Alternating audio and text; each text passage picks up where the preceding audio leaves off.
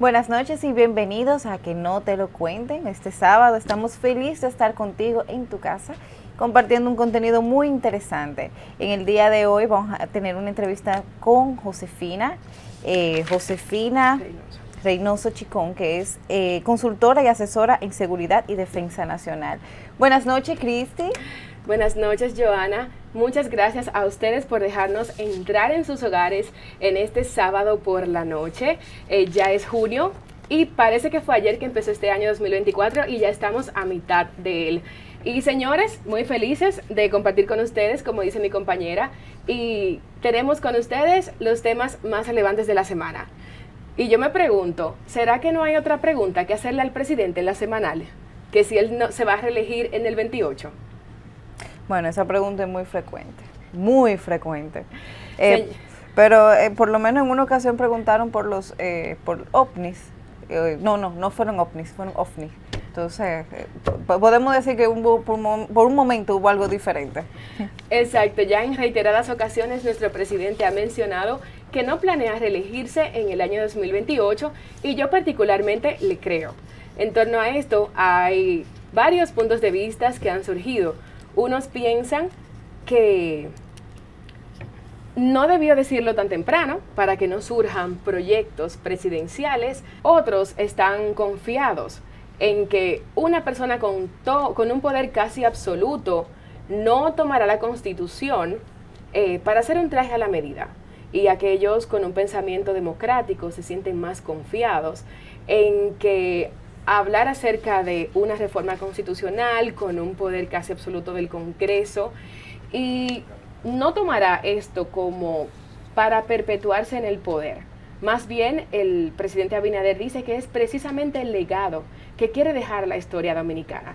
Y yo le creo, porque es un presidente muy familiar y ya ha sacrificado 4 años de sus hijas, de su esposa, y va a sacrificar 4 más.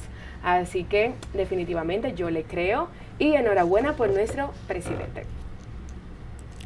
En otro orden, ¿verdad? ¿Qué decimos del COVID? No puede ser que nos esté acechando otra vez. Oh, sí, esta semana se estuvo informando en los medios de que no nos preocupáramos por el COVID, o sea que ahí anda el COVID rodando. Y bueno, internacionalmente me parece haber leído en la prensa que hubo algunos casos de gripe aviar. O sea que también hay que estar pendientes, atentos, con mucho cuidado y mucha seguridad para que ustedes no se contagien y no contagien a los suyos. Yo no puedo escuchar la palabra COVID y no preocuparme. Fueron 2 años de preocupación realmente. Bueno, pero al menos tuvimos una vacuna. Exactamente. Y otro tema realmente que acaparó mucha atención es acerca de la colocación de marcas importantes a contenido basura. Siempre se viene preguntando, de hecho, ya yo estoy cansada de que en todas las entrevistas siempre hagan la siguiente pregunta: ¿qué tú piensas de la nueva comunicación, de la revolución de los medios digitales?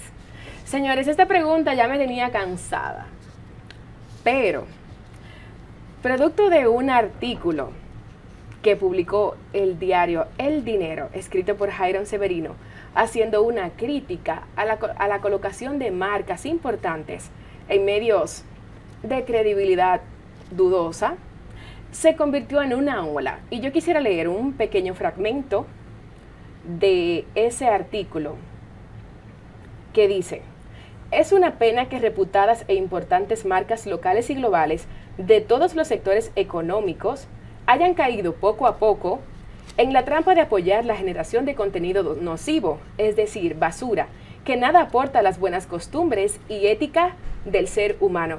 Todos sabemos la influencia que tienen estos medios de comunicación en la formación de los individuos, incluso la formación familiar, en muchos casos ha pasado a un segundo plano, toda vez que los jóvenes, sin importar la edad, están pegados en un teléfono celular casi todo el tiempo. Y así continúan Jairon Severino haciendo su acotación. Entonces, en mi opinión, me la voy a jugar.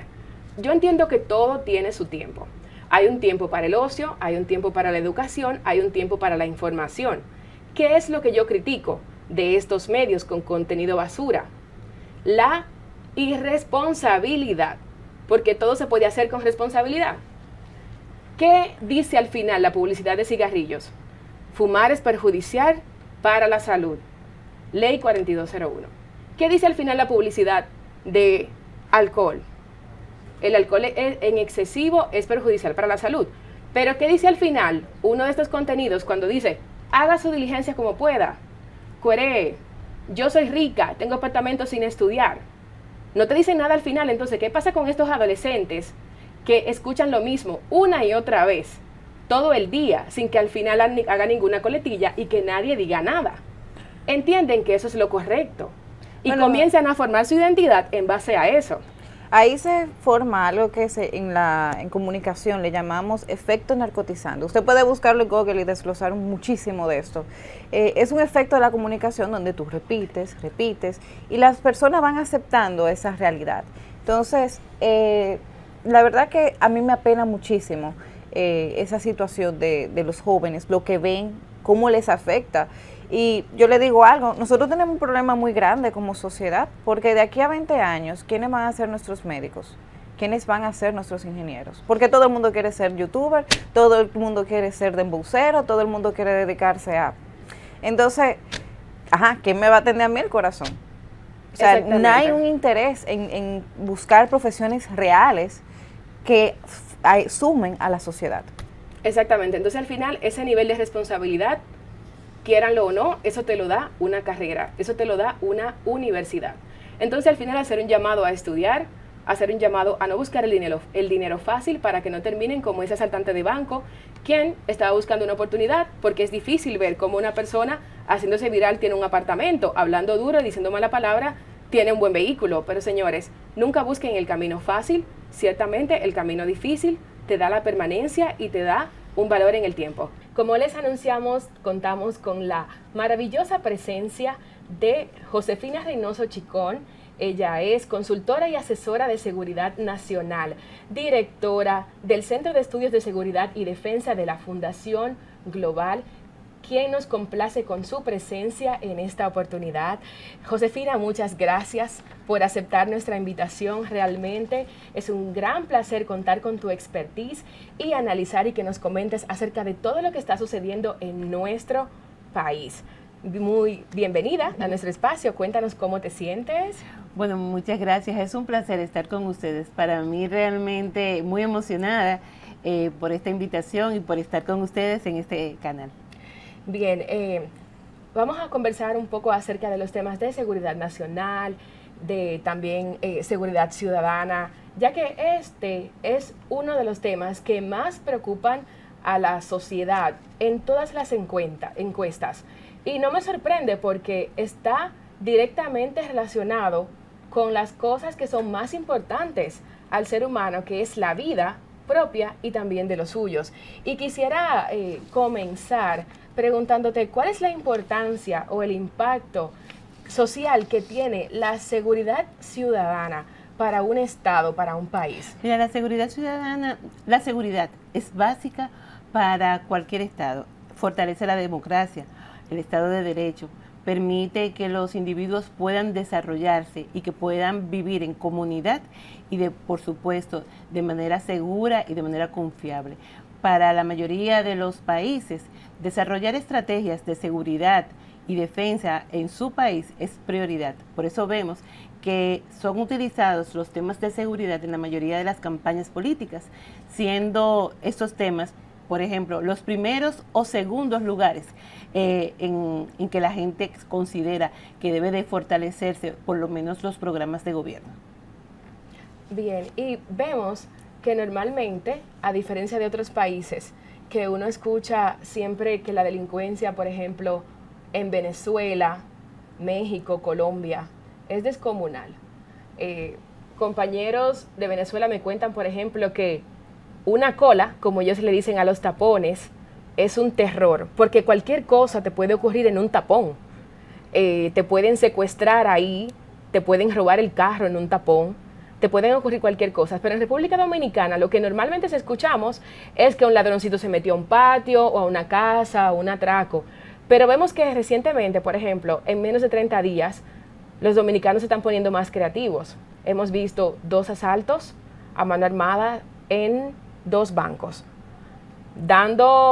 Haciendo memoria, vemos que el último asalto a banco fue creo que en el 2018, Vimenca, 2016, en la Plaza Lama, un banco también. Antes de eso, creo que en el 1993. Entonces, ¿qué tú crees que ha influido en que también recientemente ocurrió en estos últimos 30 días un asalto a mano armada a una casa de cambio? ¿Qué tú crees que ha influido en que esos robos a mano armada se han incrementado en estos últimos días? La modalidad de la violencia y de la delincuencia en la República Dominicana ha ido cambiando y de hecho las tasas de homicidio en la República Dominicana desde el 2019 hasta la fecha se han ido implementando. Hay algunas gráficas acá que yo he estado presentando donde vemos cómo ha ido subiendo la tasa de homicidios. Sin embargo, desde el año pasado, el Ministerio de Interior y Policía dejó de emitir los boletines oficiales y el Observatorio de Seguridad Ciudadana, que es el observatorio indicado para, y no solamente el indicado, sino que existe un decreto donde obliga al Ministerio a dar trimestralmente estos datos, pues dejó de emitir datos desde mayo del año pasado. Al mismo tiempo, la Procuraduría General de la República también paró las estadísticas y vimos como, por ejemplo, el ministro de Interior y el ministro de la Presidencia, justamente en el mes de abril, dijeron que lo que teníamos hasta la fe, que estaban reduciéndose y que la tasa de homicidios habían bajado. Sin embargo, cuando ya por fin recibimos en este mes las informaciones, vimos que realmente la tasa de homicidio no han bajado. O sea, nos dan unos porcientos, pero cuando hacemos la sumatoria, vemos que no, esos datos no son reales. De hecho, hay una discrepancia entre los números que presenta la Procuraduría General de la República, los números que presenta la Policía Nacional y los números que presenta el Observatorio de Seguridad Ciudadana. Eso es preocupante porque para poder efectuar políticas públicas adecuadas y para poder tener un plan de seguridad nacional, nosotros tenemos que tener, por supuesto, una estrategia de seguridad ciudadana. Y es una de las debilidades que tenemos en estos momentos en la República Dominicana, a pesar de que hemos escuchado hablar de reforma de la policía o hemos escuchado hablar de que se van a tener bodycams y que se va a implementar aumento de salarios, pero hemos visto que tenemos grandes debilidades porque también están ocurriendo muchos intercambios de disparos. Por ejemplo, imagino que en los años de encierro durante la pandemia, hablamos de 2020, 2021, es normal que la delincuencia, los índices, las cifras hayan descendido considerablemente, ¿no es así? Así es. Claro que sí. Significa que también es natural que esas cifras hayan aumentado luego de que el encierro haya terminado, ¿verdad? Entonces, ¿no es natural que las cifras hayan aumentado después que terminara el encierro? Nosotros hacemos la comparación desde el 2019, precisamente porque el 2020 es un año atípico. Entonces, aún así, nosotros teníamos en el 2020, cuando se cerró en el mes de febrero, a final de febrero, y terminamos ese año, se quedó en 9 puntos y algo, 9.6 aproximadamente esa tasa. Luego aumentó desproporcionadamente, pero sin embargo en el 2022 llegó a un 13.7. Entonces, si nosotros nos situamos entre un 9 y un 13.7, es bastante alta. Y eso nos preocupa. Y nos preocupaba también de que no nos daban una estrategia. ¿Cuál era la estrategia que se estaba implementando? De hecho, nosotros, por ejemplo, vemos cómo se han incrementado los homicidios con armas de fuego. Y en el plan que presentó el presidente actual, pues presenta un plan de desarme en la República Dominicana durante el primer periodo del 2021. Sin embargo, ¿qué pasa? Que este plan de desarme, que tenía 3 fases, se inició en Capotillo y de repente nosotros no hemos vuelto a ver que se hayan reducido o que se hayan implementado este plan de desarme. No obstante, siendo el 65% aproximadamente de las muertes por causa de armas no solamente los homicidios entre personas o los homicidios, sino también los homicidios con los feminicidios, también se producen con armas de fuego. Entonces, también nos preocupó de que justamente para febrero del año pasado se quitó el decreto que existía en la República Dominicana de importación de armas de fuego, diciéndose que se van a permitir durante 6 meses la importación de armas de fuego para las empresas de seguridad privada. Entonces, nosotros tenemos acuerdos internacionales y resoluciones que hemos firmado a nivel internacional, y esto pues nos, junto con la ley de armas de fuego, que su objetivo principal es ir desmontando la cantidad de armas que hay para justamente reducir la cantidad de homicidios. Entonces, pero yo quiero entender, porque ya de unos años para acá, ya nada se puede ver aislado. Hay un sinnúmero de factores sociales, de globalización, que promueven la delincuencia y todo eso. Entonces, a nivel global, los índices de delincuencia han aumentado. Esto es un caso que de República Dominicana, solo ocurre en República Dominicana. De acuerdo a un estudio que pude ver, nosotros ocupamos el puesto 151 en un ranking de 178 países, por ejemplo, en cuanto a la tasa de homicidios intencionados. Eso nos posiciona más o menos en uno de los países menos violentos. Entonces, ¿cuál es su opinión en ese sentido? Respecto de República Dominicana a nivel global, ¿cómo estamos más o menos? ¿Cómo está ese incremento de las cifras a nivel de homicidios y de delincuencia y violencia de República Dominicana a nivel global? ¿Cómo estamos? Los factores que generan la criminalidad, la violencia y la delincuencia, no solamente en República Dominicana, pero quiero presentarlos de República Dominicana, están muy relacionados con el crimen organizado y sobre todo con el narcotráfico. El microtráfico en la República Dominicana se ha ido incrementando. También está el tema de la inequidad social. Entonces, ¿qué pasa? Cuando la brecha y la inequidad social es tan amplia, comienzan a generarse mayor cantidad de violencia. Si nos situamos en los países que están a nuestro alrededor, realmente nuestro país está dentro de los países que menor índice de homicidios tiene. ¿Por qué? Porque nosotros situamos generalmente la cantidad de homicidios, o sea, se contabiliza la cantidad de homicidios, la tasa de homicidio por cada 100.000 habitantes para medir la criminalidad o la violencia en un país. Sin embargo, existen otros hechos, que es la victimización, cuando las personas no mueren, pero sí son asaltadas, son heridas, roban en sus casas, se roban, y eso no lo estamos contabilizando. Y vemos como a diario el común denominador es que de cada 10 personas, 8 han sufrido un asalto o han sufrido un robo, y esto no lo contamos. Bien, entonces ahora seguimos aquí sacando información, conociendo un poco más de seguridad nacional. Y bueno, hay un tema que está en el tapete desde hace un tiempo, que es la nueva ley del DNI.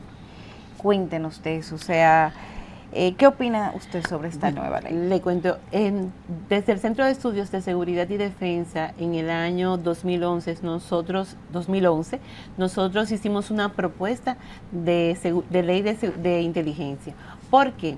Porque existe un mandato constitucional donde se pide que se cree el Sistema Nacional de Inteligencia. Entonces, se aprueba una ley de inteligencia cuando debió haberse formulado el Sistema Nacional de Inteligencia. El primer articulado de esta ley, ahí desde este primer articulado, cuando el objetivo principal es crear la Dirección Nacional de Inteligencia o DNI, ahí ya comenzamos a tener una inconsistencia en relación a lo que el mandato constitucional.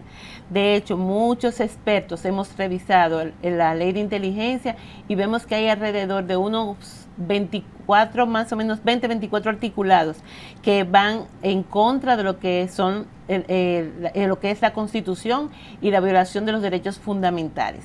Entonces, tenemos que revisar realmente si esta ley de inteligencia, la cual ya se está en vigor y debió haberse presentado un reglamento, el cual todavía no hemos visto y que ha sido tan cuestionada desde sus inicios, ha pasado por debajo de la mesa y está vigente, pero realmente con la violación de muchos derechos fundamentales, por lo cual tenemos que tener mucho cuidado con esto y tenemos que seguir, porque nos hemos dejado llevar con lo que es el transcurrir de nuevas noticias y hemos dejado a un lado una ley tan importante que puede violar pues muchísimos derechos de las personas.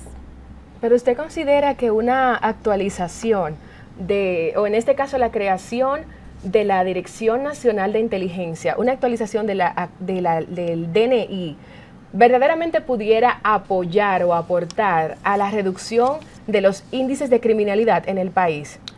Miren, cada una de las diferentes instituciones de los cuerpos de orden tienen un área de inteligencia. Por ejemplo, tenemos un J2, un A2, un M2, la Policía Nacional tiene un área de inteligencia, el DNI tiene un área de inteligencia. ¿Qué nosotros estábamos esperando de una ley de inteligencia? La creación de un sistema. Esto no significa que tengamos una ley de inteligencia, un DNI, que va a organizar realmente lo que es el sistema. Esta ley se ha creado única y exclusivamente, yo diría, para darle una prioridad, crear una macro institución, una dirección por encima de las otras instituciones. Y esta macro institución lo que hace es que responde directamente al presidente de la República. ¿Qué pasa ahí? Bueno, como todos sabemos, se están violando derechos fundamentales, se estarían violando el procedimiento, porque cuando nosotros tenemos una institución gubernamental tiene el derecho de intervenir de un teléfono sin la previa autorización de un juez, ya ahí estamos violando derechos fundamentales. Si un periodista se le solicita que dé la fuente de información del cual emitió una noticia, ya ahí se están violando derechos. Nosotros no queremos decir que no debemos de tener una inteligencia, por supuesto que sí, la inteligencia ayuda a lo que es la prevención del crimen y fortalece las instituciones, pero hay que saber bien hasta dónde están los límites de esta ley. Sí, me parece que son decisiones emanadas desde el Tribunal Constitucional, pero viendo esta situación de emergencia con nuestro vecino país, Haití, viendo cómo se llevó a cabo el asesinato de un presidente y previo a esto estaban vacacionando en República Dominicana, utilizando teléfonos celulares y nosotros ni cuenta nos dimos, ¿no sentimos que existe una urgencia de hacer algo, de llegar a acuerdos? Porque me parece que hace 2 meses hubo una comisión que se reunió. ¿En qué quedó? No sabemos. ¿En qué quedó? O sea, no sabemos en qué quedó esa reunión. No sabemos en qué quedó y realmente Y si usted está en el sector de defensa y seguridad ciudadana y usted no sabe en qué quedó esa revisión, imagínese nosotros. Nosotros estamos incluso esperando el reglamento que debió haberse puesto en vigor inmediatamente, se efectuara 90 días después, se promulgara la ley. Y bueno, la ley está promulgada y nosotros estamos indefensos. Ok, y así rápidamente, que usted recuerde que antes y después, en caso de promulgarse esa ley de la Dirección Nacional de Inteligencia, que usted recuerde que pudiera establecer, ok, ahora es de esta manera, de promulgarse esa ley sería así. Bueno, ahora existe una Dirección Nacional de Inteligencia. Antes de promulgarse existía ya la ley. ¿Existe un departamento? Sí, existe un departamento que estaba regulado por las Fuerzas Armadas. A partir de ahora ya no va a estar regulado por las Fuerzas Armadas, sino que va a estar regulado por la Presidencia de la República. Entonces le quitan el área de inteligencia a las Fuerzas Armadas y se la pasan directamente con el control de la Presidencia de la República. Entonces esa ley hay que formular varias cosas, por ejemplo, cuál es el perfil de la persona que porque tiene grandes poderes. Entonces hay que definir cuál es el perfil de la persona que va a estar siendo director, hasta dónde son sus límites, quién regula a esta ley de inteligencia o quién regula la dirección de inteligencia, quiénes pudieran auditarla en caso de que cometan un exceso. Hay muchos temas que están pendientes con esa ley. Ok, y yo como simple mortal, no le pregunto a usted como experta, ¿no le parece a usted que el que nada debe, nada teme? porque yo no tengo ningún temor de que escuchen mis conversaciones y yo no tengo ningún temor de que... ¿No le parece a usted? Pero es una violación a la privacidad. Bueno, o sea, yo digo, ok, si yo no tengo temor de que escuchen mis conversaciones, si de eso dependiera la seguridad de mi país. Sí, porque no creo que al presidente le interese escuchar la conversación, o bueno, a la Dirección Nacional le interesa escuchar la conversación con mi mamá, o con mi esposo, o con mis hijos. Claro. Si de eso va a depender que escuchen la conversación con un sicario o con un terrorista, yo estoy dispuesta. Porque eso va a estar ahí. Entonces, ¿qué le parece a usted eso? Bueno, usted piensa que quizás vamos a decir, esa es su opinión, pero por ejemplo, a mí me molestaría muchísimo que intervinieran mi teléfono para saber que yo estoy hablando con mi pareja, por ejemplo, o que yo estoy hablando con mi jefe, o que estoy hablando con uno de los colaboradores del centro. Bueno, ese caso sí sería un temor, tal vez que con fines políticos o con alguien con relaciones quiera tal vez espiar, quiero saber con quién está hablando mi novia, esa persona enferma. Bueno, tal vez. Puede ser. Puede ser. Y en otro aspecto, muy recientemente, en esta semana se publicó el nuevo ranking de países pacíficos, ¿verdad? El índice global de paz, publicado recientemente por el Foro Global, si no me equivoco, en donde República Dominicana descendió del puesto 83 al 97. Varios indicadores. Yo quisiera saber, ¿a qué usted considera que se le atribuye ese descenso a República Dominicana? Bueno, lo que pasa es que nosotros como país mandamos unos índices y son tasas oficiales, se emiten desde la República Dominicana, no vienen de otros países a medirnos. Nosotros somos los que mandamos las cifras. Entonces, hay un tema importante que también Insight Crime desarrolla en su presentación, en su último informe, y dice que a pesar de que nosotros somos un país puente de narcotráfico y a pesar de que se ha incrementado el narcotráfico en la República Dominicana, nosotros estamos por debajo de la mayoría de los países. Entonces, nos llama mucho la atención de que si realmente nosotros la criminalidad ha bajado o la delincuencia ha bajado, porque ha aumentado la cantidad de droga que está en la República Dominicana, generalmente están muy relacionados. Pero ese índice en apenas un año descendió. Yo digo, ¿cómo podemos descender si tuvimos unas elecciones impecables, sí, en donde los candidatos se felicitaron antes de que se declarara un ganador? Muy pocas protestas. Y las protestas en el mismo día eran resueltas. ¿Cómo pudimos descender tanto? ¿No será por la situación de Haití? Que estamos en un riesgo fronterizo en que en cualquier momento viene Kenia con su ejército y esas bandas vienen para acá. O sea, el tema de Haití no es un tema de hace un año, el tema de Haití no es un tema de hace 5 años, el tema de Haití es un tema latente. Nosotros tenemos una frontera porosa y no es la primera vez que ocurren estos problemas en Haití.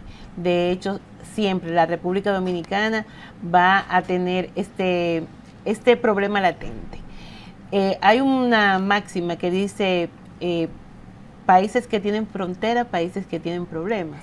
Entonces, esto ocurre no solamente con República Dominicana, sino que también con otros países. Sí debemos de mantener nuestra vigilancia en la frontera, de fortalecer nuestra frontera y, por supuesto, de estar muy precavidos, no solamente con lo que pasa en Haití, sino con todo lo que pasa en la región. Nosotros, por ejemplo, tenemos que ver qué ha pasado en El Salvador, qué ha pasado en Colombia y qué está pasando en Haití con las pandillas.